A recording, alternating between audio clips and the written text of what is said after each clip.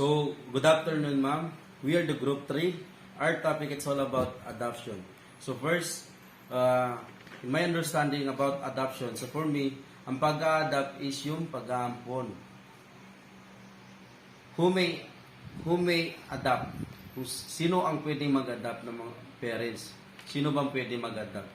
Any person of age in full possession of his civil rights, provided he is in a position to support and care for his legitimate acknowledged natural children or natural children by legal protection or other illegitimate children in keeping with the means, both material and otherwise of the family. So ito, sinasabi dito na kailangan yung mga parents na mag-a-adopt ng bata is meron siya sa tamang utak at nasa tamang taon. Nasa tamang age yung mga parents na kailangan mag-adapt ng bata, which is ma-provide nila yung mga support or care sa bata, tapos mabigay nila yung lahat-lahat ng pangangailangan ng bata o yung basic needs, tapos maturuan nila ng magandang asal kasi magla-learn ng bata based on the how to treat, kung paano mo itrato yung bata, naturuan ng magandang ugali. So who may not adapt? Kung meron pong pwedeng mag-a-adapt, meron naman pong hindi pwedeng mag-a-adapt. Ano ba yun? Anong nakalalaman sa who may not adapt? Sino-sino ang hindi pwedeng mag-adapt? Number 1, a married person without the consent of the spouse. Ang mga mag-asawa na hindi sang-ayon ng isa, halimbawa, si wife and husband, tapos husband agree to adopt but the wife are not agree or not agree or disagree. Number 2, the guardian with respect to the word prior to final approval of his account. Dapat yung guardian is kailangan nating irespeto kung anong magiging desisyon sa final approval of his account. Number 3, any person who has been convicted of a crime involving moral turpitude. So ano ba yung moral turpitude? So hindi rin po pwede na yung parents is may record sila na crime or convicted crime, may ginawa silang krimen. Kasi hindi po sila pwede mag-adapt ng bata kasi nakalagay po sa who may not adopt. Kasi ang mga parents is kailangan malinis, walang record kasi dyan po ginabase bago ka makaka-adapt ng bata. So number 4, an alien who is disqualified to adopt according to the laws of his own country or with whose government the Republic of the Philippines has broken diplomatic relationship. So dito, sinasabi dito na disqualified din po yung mag-asawa na walang basihan ang kanilang kasal. Halimbawa, kinasal sila pero hindi, parang walang matibay na papel. Kumbaga wala silang marriage contract. So, kumbaga parang hiwalay din, separate. So, hindi po yan pwede. Hindi po siya pwede mag-apply or mag-adapt ng bata. So, dyan lang po at maraming salamat. Hi ma'am, I am Moy L. Angkatan, BS Criminology 32D. So, this is the continuation of the report of my groupmate, Munzir Abdullah. First, adoption by husband and wife may jointly adopt. In such case, parental authority shall be exercised as if the child were their own by nature. Anong ibig sabihin nito? So, dapat ang mag-asawang nag-adopt ng bata, which is kailangan 15 years old. Halimbawa yung bata na in-adopt nila, dapat ang agwat nila is 15 years old pataas. So kailangan din kapag ang mag-asawa ay nag-adopt ng bata ay kailangan ituring nila na para nilang sariling anak or tunay na anak. Kung ano yung pangangailangan ng bata, like for example is pagkain, damit. So basta yun na yun. Basta kung ano yung gusto ng bata, kailangan ibigay ng mag-asawa na nag-adopt ng bata. So, I proceed. Who may not be adopted? So, sino ang hindi pwedeng mag-ampon? So, this a person who was already adopted unless the adoption has been previously revoked or rescinded in accordance with the law. So, sino ang hindi pwedeng mag-ampon? Yung mga taong nag-ampon na dati, maliban na lamang kung ang nag-ampon ay giatras or gialis sa alinsunod na batas. So, hindi pwede yun. Pero merong itong, maliban na lang kung iniatras nila yung previously revoked or rescinded sa alinsunod na batas. So, who may, let I proceed, whose consent is necessary? Sino ang kailangan paintulutan? Bakit kinakailangan ang paintulot? First, the person to be adopted if 14 years age or over. Di ba may meron batas na pag ang bata ay lalagpas na sa 14 years ay hindi na pwedeng i-adopt, or ang bata kapag ang mag-adopt ay pagitan lang nila ni children is 13 years old, hindi pwede yan. So, kailangan nakalagay sa batas na kapag mag-a-adopt ka ng bata, ay dapat yung mag-adopt ay matanda siya sa a-adoptin niya ng 15 years pataas. The person to be adopted if 14 years of age or over. So, bakit ito kinakailangan? First, para malaman kung yung inadopt niya ay 14 years old nga ba or mas matanda pa sa 14 years old. Second, the natural parents of the child or his legal guardian or the Department of Social Welfare, DSWD, or any duly licensed child placement agency under whose care the child may be. So, yun na nga, kailangan itong paintulutan dahil para malaman ng guardian niya or the Department of Social Welfare, or ito yung nilalagyan ng mga, ito yung tagabantay ng Bantay Bata 163 or any duly licensed child placement, para malaman kung saan ito mailagay or paano ito aalagaan ng wasto. Number 3, natural children 14 years and above of the adopting parents. So yun, tulad ng sinabi ko kanina. So ang natural children, kapag 14 years old pa baba, pwedeng itong i-adopt. So pag 14 years old patas, hindi na itong pwedeng i-adopt dahil nagkasulat ito sa batas. So this is my continuation of my report. Subject to the provision of Civil Code, the child shall have the prerogative of choosing his future spouse. Parents should not force or unduly influence him to marry a person who is not freely choosing. So, ang ibig sabihin nito, ang sinabi ng Civil Code is lahat ng bata ay may karapatang mamili kung sino yung kanilang mapapangasawa. So, hindi pwedeng i-force ng kanilang mga magulang na yung mapapangasawa nila ay hindi nila gusto. So, kailangan, nakadepende yun sa mga bata kung sino ang kanilang pagkakasalan at kung sino ang hindi nila gusto. Classification of child and youth welfare agencies.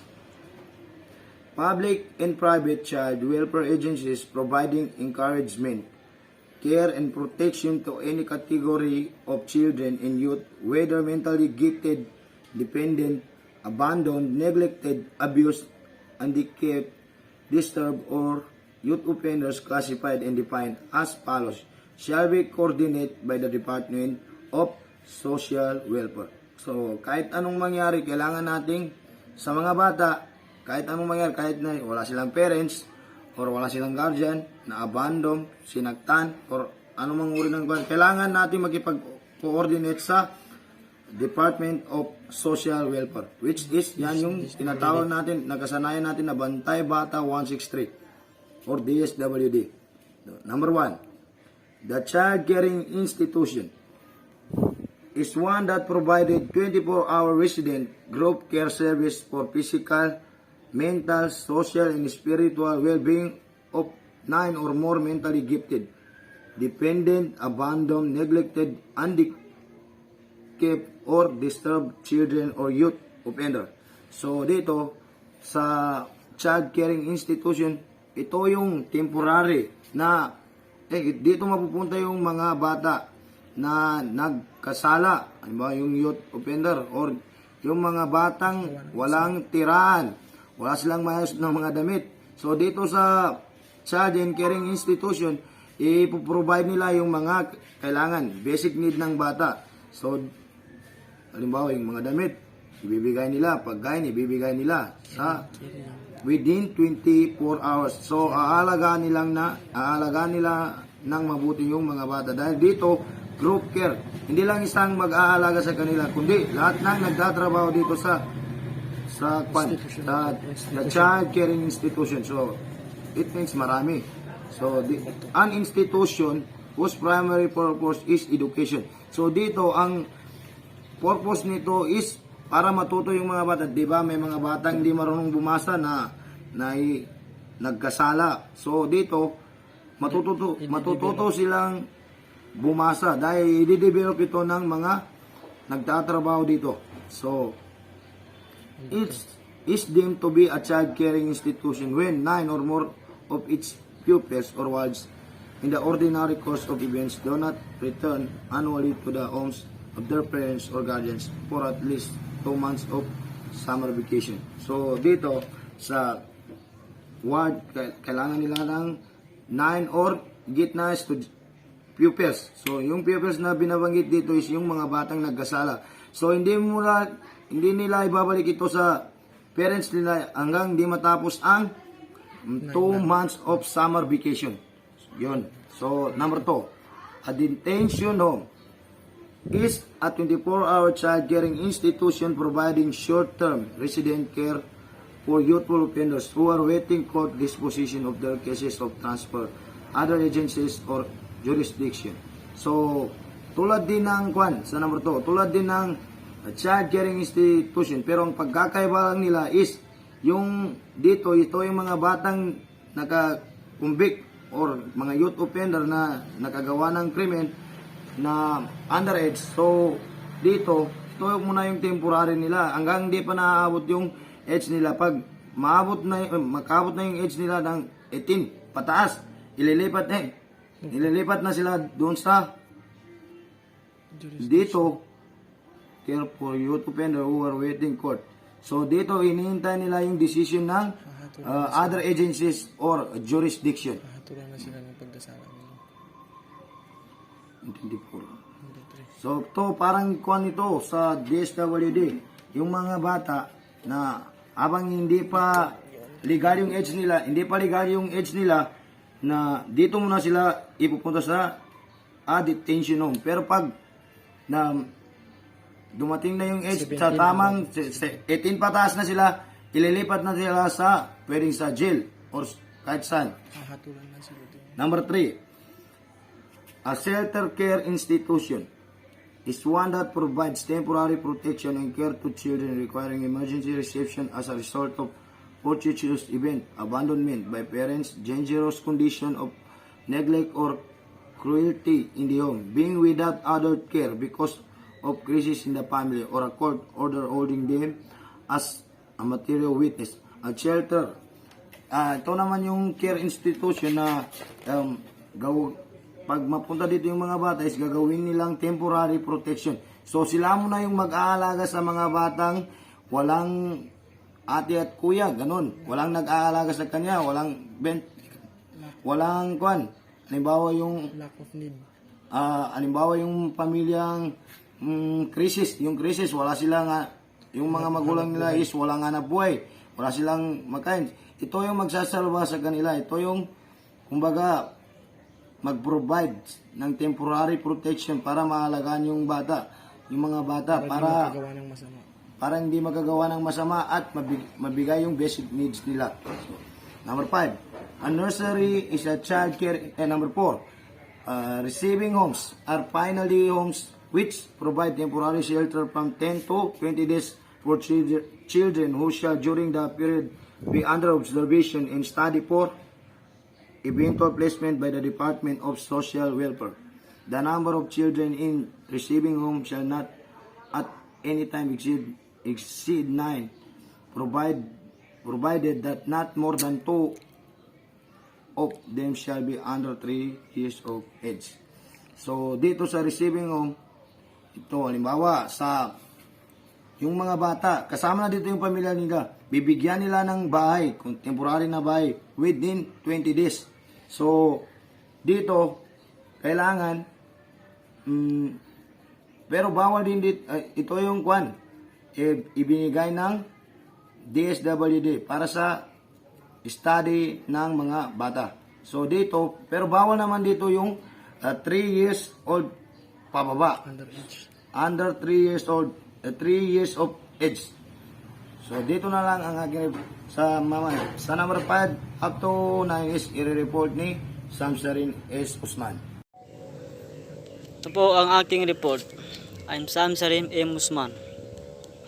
A nursery is a child caring institution that provide care for 6 or more children below 6 years of age for all or part of 24 hours a day, except those duty licensed to other primary medical and educational services.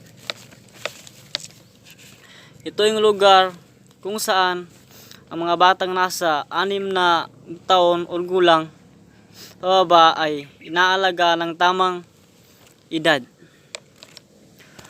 A maternity home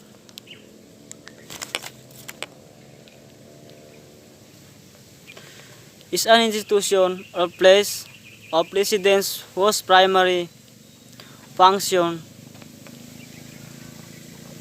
is to give shelter and care to pregnant women and their infants before, during, and after delivery.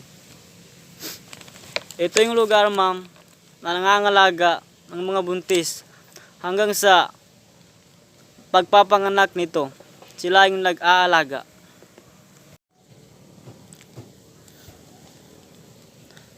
Number 7. A rehabilitation center is an institution that receives and rehabilitates youthful offender or other distributed children. A rehabilitation center, ito yung institution na nagre-receive at nagre-rehabilitate din ito ng mga youthful offender. Ito yung mga nagbibigyan ng probation. Ito ay lugar din para sa mga taong nangangailangan ng tulong upang maituwid ng tamang landas. Reception and Study Centers. Number 8 is an institution that receive for duty diagnosis and temporary treatment of children who have behavioral problems for the purpose of determining that appropriate care for them or recommending their permanent treatment or rehabilitation in other child welfare agencies. Reception and Study Centers. Ito ang isang institusyon kung saan ang mga taong nagkakaranas ng hindi magandang pag-uugali at pag-iisip minsan naliligaw sa tamang landas ay tinutulungan ng institusyon na ito upang maituwid at magkakaroon ng tamang pag-uugali ang mga taong ito. Number 9. The Child or Placing Agencies is an institution or person assuming the care custody, protection, and maintenance of children for placement in any child care institution or home or under care and custody of any person for a person purpose of adoption, guardianship, or foster care.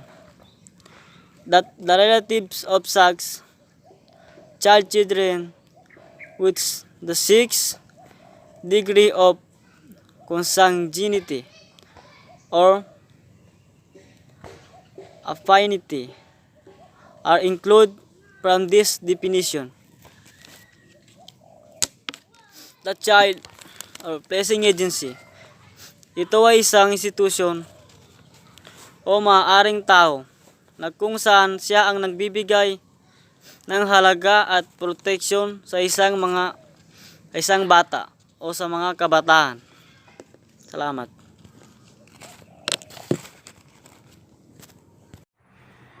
Special categories of children.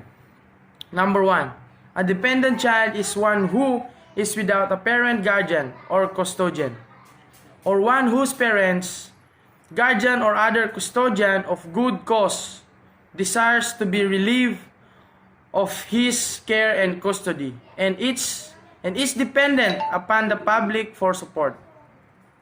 So, dependent child is sila yung walang magulang o taga-pag-alaga or ones who parents, guardians, or other custodian for good intention intend to relieve his care and child that hoping the public for the support.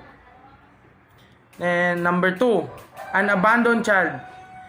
An abandoned child is one who has no proper parental care or guardianship, or whose parents or guardians have deserted him for a period of at least 6 continuous months. And also, in this category of children, meron silang parents pero they have no proper care or treatment to his or her child. So, kahit na meron silang parents is nasa hindi magandang pangangalaga sila. At yung parents or guardian is pinapabayaan nila ang bata in at least 6 continuous months. And it is an abandoned child. Number 3, a neglected child is who basic needs have been deliberately unattended or inadequately attended. Neglecting may occur in 2 ways. First occur, in this category of children, the neglected child is parehas din sila sa abandoned with, pero ang neglected child is ay yung mga pangangailangan ng mga bata ay hindi sadyang nakukuha or napapalagahan. We have 2 ways of neglect. Number 1, there is a physical neglect when the child is malnourished, clad and without proper shelter. A child is unattended when left by himself without provision for his needs and or without proper supervision. Ang physical neglect is yung mga batang malnutrition. Wala silang sapat na damit na naisusuot at walang maayos na tirahan. Mga batang walang pag-aalaga sa kanilang sarili na walang mga probisyon para sa kanyang mga pangangailangan. B. Emotional neglect exists when the children are maltreated, raped, or seduced. When children are exploited, overworked, or made to work under conditions not conducive to good health, or are made to beg in the streets or public places. or when children are in moral danger or exposed to gambling, prostitution, and other vices. So, ang emotional neglect naman is, ito naman yung kapag ang mga bata ay ginagawang masama, ginagahasa o nang-aakit. Kapag ang bata naman ay pinagsasamantalahan, labis na trabaho o napagtatrabaho sa ilalim ng mga kondisyon na hindi nakakatulong sa mabuting kalusugan. O pinapalimos sa mga lansangan o mga pampublikong lugar, o kung ang mga bata ay nasa panganib sa moral o nahantad sa pagsusugal, prostitusyon at iba pang mga bisyo. This kind of neglect makes the child puts into a danger, maltreated. So ang neglect na to is, ito yung mga bata na napupunta sa mga masasamang bagay or maaring makakasama sa kanila. At yun lamang po, ma'am. Commitment may be done in the following manner. A. Involuntary commitment. In case of a dependent child or throughout the termination of parental guardianship. Rights by reason of abandonment, substantial and continuous or repeated neglect and or parental incompetence to discharge parental responsibilities. And in the manner, form, and procedure thereafter prescribed. Ito yung commitment na ito sa kaso ng isang umaasang anak o sa pamamagitan ng pagwawakas ng mga karapatan ng magulang o pangalaga sa katailanan, inabandona,